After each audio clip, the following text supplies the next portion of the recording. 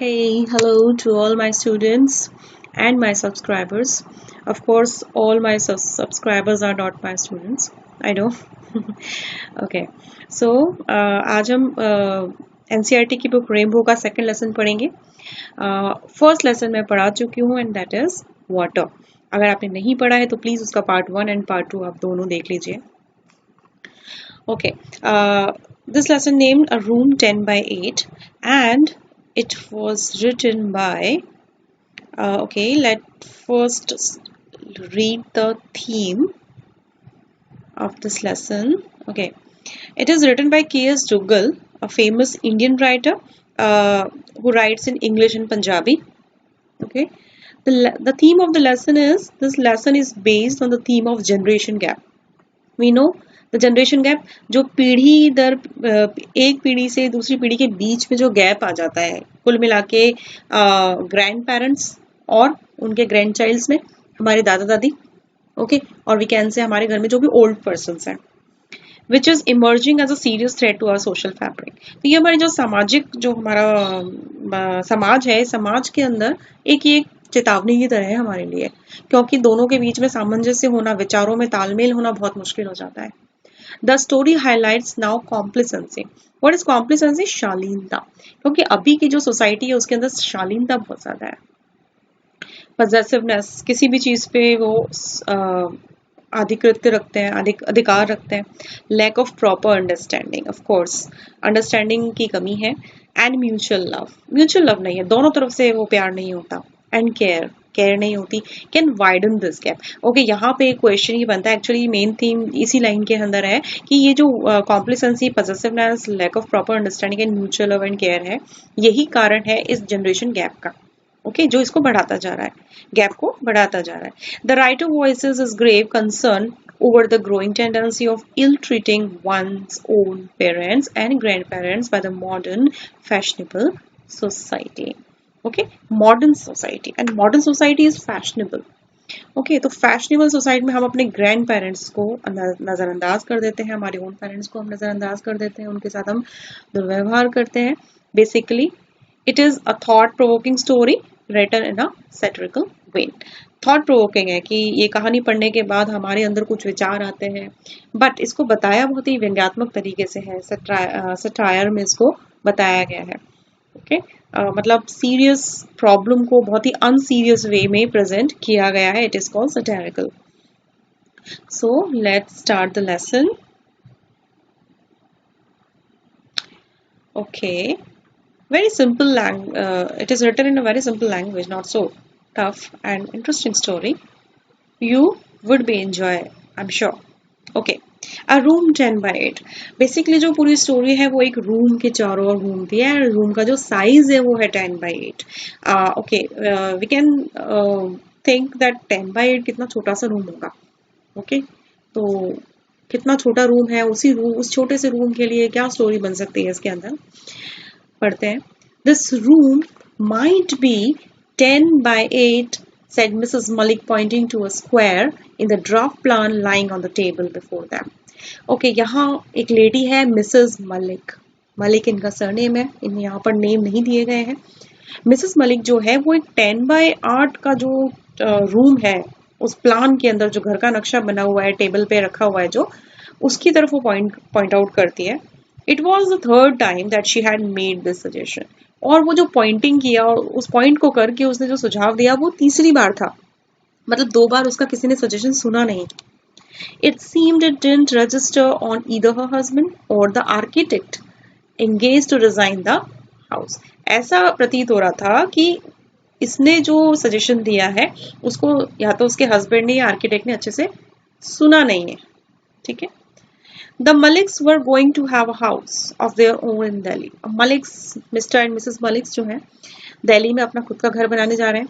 They had purchased a plot in the most fashionable colony of the town some times ago. कुछ time पहले इन्होंने दिल्ली के एक बहुत हाई सोसाइटी कॉलोनी में उन्होंने एक प्लॉट खरीदा. Now that they were posted back in Delhi. फिर वापस से वो दिल्ली में पोस्टेड हो गए mister Malik. They thought they might as well have the house build. अब उनके मन में ये सोचा ही कि अब वो अपना घर बना सकते थे. In her heart of hearts, Mrs. Malik also decided that after completion of the house, she would stay back in Delhi, even if her husband was transferred to another station. Okay, clear है यहाँ पे कि mister Malik जो है वो उनका transfer होता रहता है बार बार एक जगह से दूसरी जगह। तो मिसेस मलिक ने इस बार क्या डिसाइड किया कि जब ये घर बन जाएगा, कंप्लीट हो जाएगा, तब वो दिल्ली में ही रुक जाएगी। वो अपने हस्बैंड के साथ अलग अलग स्टेशन पे नहीं जाएगी ट्रांसफर हो गया, ठीक है। She was sick of their postings. अब मिसेस मलिक जो है वो बहुत परेशान हो चुकी है मिस्टर मलिक की पोस्टिंग से, बार बार चेंज होती रहती है, ट्रांसफर होता रहता है। In other year they were move to a new place, और हर दूसरे साल उनको कहीं ना कहीं नई जगह पे जाना पड़ता है। Now that the children were grown up, it was not desirable to shift them from school to school. अब बच्चे बड़े हो चुके हैं, ठीक है, इसलिए बार बार उनको स्कूल टू स्कूल शिफ्ट करना, चेंजेस करना अच्छी बात नहीं है। Mrs Malik said if he must, mister Malik could go alone। Mrs Malik क्या कहती है, अगर अब जाना जरूरी हुआ तो मिस्टर मलिक अकेले जाएंगे। She would settle down permanently in Delhi with the children। Permanently Mrs Malik जो है अपने बच्चों के साथ दिल्ली में सेटल हो जाएगी। She would have her mother-in-law for company। Mister Malik had no objection to it। Okay, अब उनके साथ कंपनी कौन थी, उनकी मदर का, उनकी सास उनके साथ थी, तो मिस्टर मलिक को इसमें कोई ऑब्जेक्शन भी नहीं था। Okay, this room might be 10x8, Mrs Malik repeated. अब फिर से उसने उस रूम की बात छेड़ी मिसेस मलिक ने, जिसका साइज था 10x8। Her husband was attending to a telephone call in the adjacent room. उस समय जो मिस्टर मलिक है, उनके हस्बैंड, वो एक टेलीफोन कॉल पर थे पास वाले ही कमरे में। But there is a store, the architect explain to Mrs Malik. Architect ने क्या कहा, दिस इज अ स्टोर, कि ये तो एक स्टोर रूम है। Yes, but I thought it could be my mother-in-law's room, and after her, it might be used as a storeroom. Okay? अब उसकी थॉट क्या थी इसके पीछे मिसेस मलिक की, कि ये मेरी सास का कमरा हो सकता है फिलहाल के लिए, अभी के लिए, जब तक कि वो जिंदा है, और उनके जाने के बाद ये एक स्टोर रूम में काम में आ जाएगा। ओके, तो स्टोर रूम तो है इसके अंदर, लेकिन वो उसको स्टोर रूम ना बना के अपनी सास का कमरा बनाना चाहती है।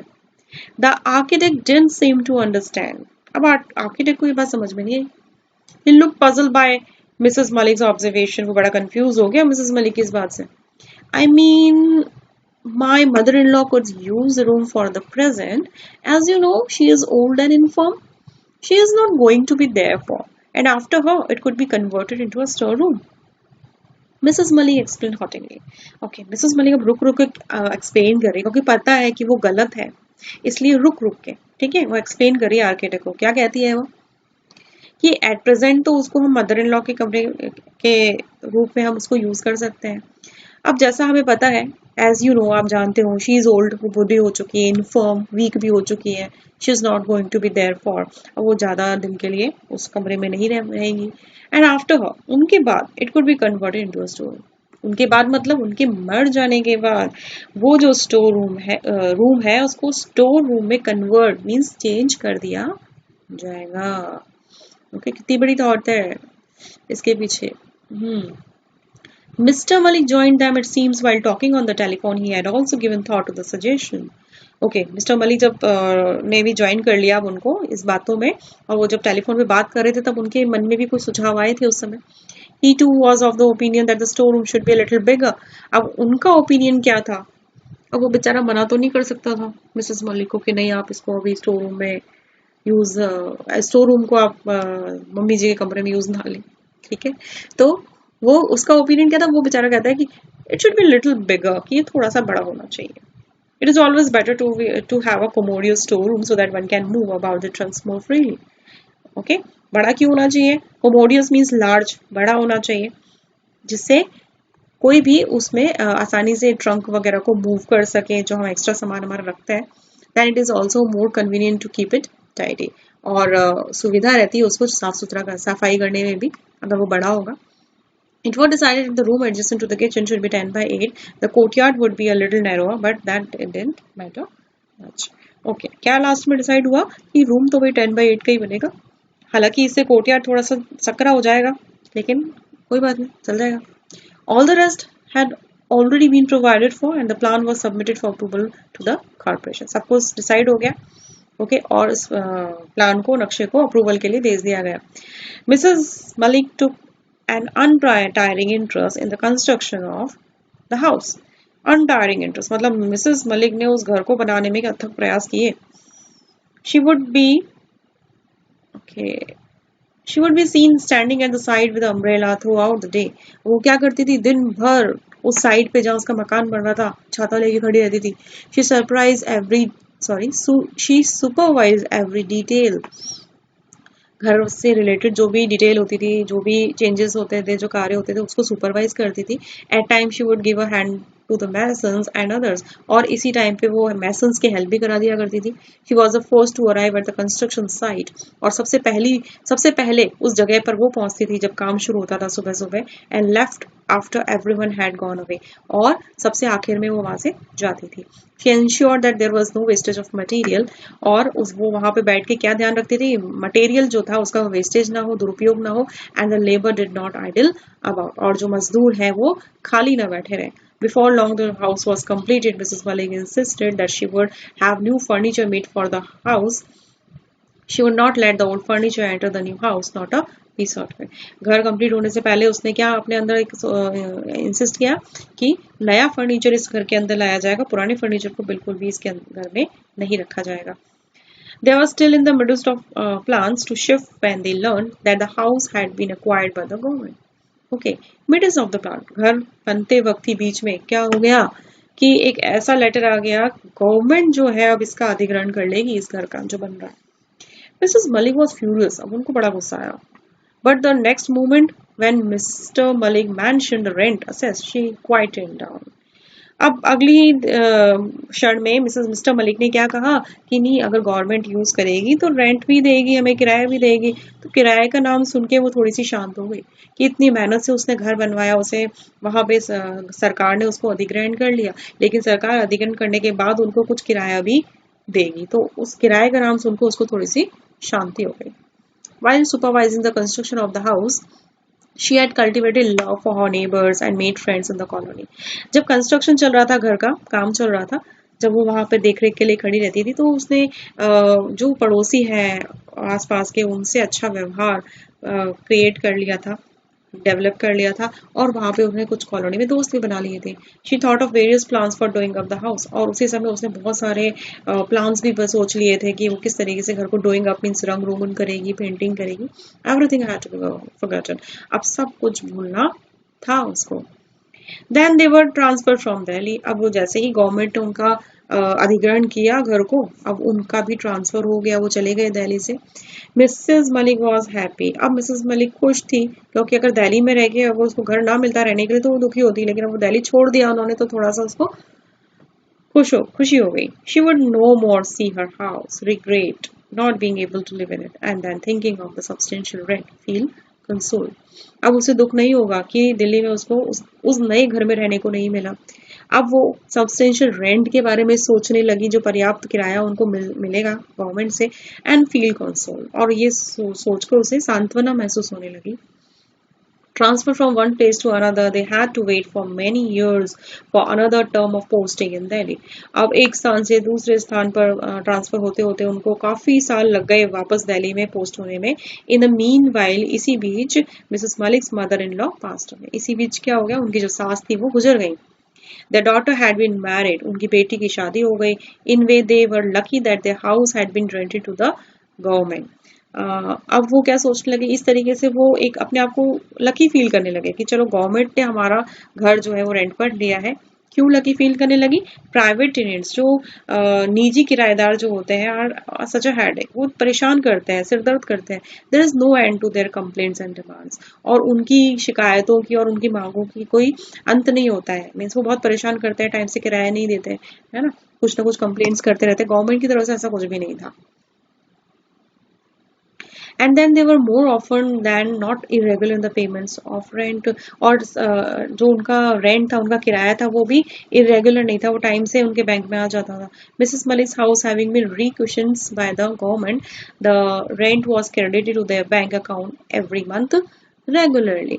और जो गवर्नमेंट ने उनके घर को अधिग्रहित किया था, उसके बाद से उनका जो किराया है वो बिल्कुल टाइम टू टाइम उनके बैंक अकाउंट में क्रेडिट हो जाता था, तो ये उनके लिए एक अच्छी बात थी। Only their son remain to be married now, अब उनका एक लड़का रह गया था जिसकी भी शादी होना बाकी थी। Mr Malik thought that they would rather be done with it before retire. Mister Malik ने क्या सोचा कि उनके रिटायर होने से पहले वो क्या कर ले, उसको बच्चे की शादी कर दे, बेटे की शादी कर दे। Their son had been married, उसकी भी शादी हो चुकी थी। Mr Malik had retired from service, but their house had not yet been released by the government. Mister Malik retire भी हो गए, ठीक है, अब लेकिन फिर भी उनका जो घर है वो गवर्नमेंट ने छोड़ा नहीं है। Mr and Mrs Malik lived with their son and daughter in law in a rented house. अब वो कहाँ रहने लगे दिल्ली में? मिस्टर एंड मिसेस मलिक अपने बेटे और बहू के साथ एक किराए के मकान में रहने लगे। Mr. Malik was still fighting with the government for the release of the house when his end came. He passed away without being able to live in the house even for a day. अब mister Malik काफी लंबी लड़ाई लड़ते रहे उनसे, government से अपना घर छुड़वाने के लिए, और इसी बीच उनकी डेथ भी हो गई और वो एक दिन भी उस घर में नहीं रह पाए। Now within 3 months the house was derequisitioned. 3 month के अंदर अंदर उनका जो गवर्नमेंट ने उनका हाउस छोड़ दिया। Mr. Malik's daughter-in-law was keener than Mr. Malik to shift to her own house. Mister Malik जो है, उनकी जो बहू थी, अब वो ज्यादा उत्सुक थी बजाय मिसेस मलिक के उस नए घर में जाने के लिए। The moment they was restored possession of the house, she had it painted and polished and started shifting. The furniture dealer had been ordered to supply a number of pieces which we did. Okay, तो जैसे ही उस घर पे अधिकार हुआ उनका, जो उनकी बहू थी उसने उस घर को पेंट करवाया, पॉलिशिंग करवाई एंड शिफ्टिंग की तैयारी कर दी वहां पे, ठीक है, जाने की तैयारी करने लगी। फर्नीचर डीलर को ऑर्डर दिया गया, बहुत सारा फर्नीचर वहां पे लाया गया। They had to shift on Monday morning, but as they woke up, they found that it was raining. The downpour was rather heavy. They waited and waited. That it was time for Mrs. Malik's son to go to the office. It was decided that they would shift in the evening. जब उनका वहां जाने का time आया, that is Monday morning, तो बहुत heavy बारिश, downpour मतलब हैवी रेन शुरू हो गई और वो लोग वेट करते रहे। ठीक है, जब मिसेस मलिक का जो बेटा था वो ऑफिस से आया और उन्होंने क्या डिसाइड किया, they would shift in the evening, कि वो इवनिंग में शिफ्ट करेंगे जब तक बारिश रुक जाएगी।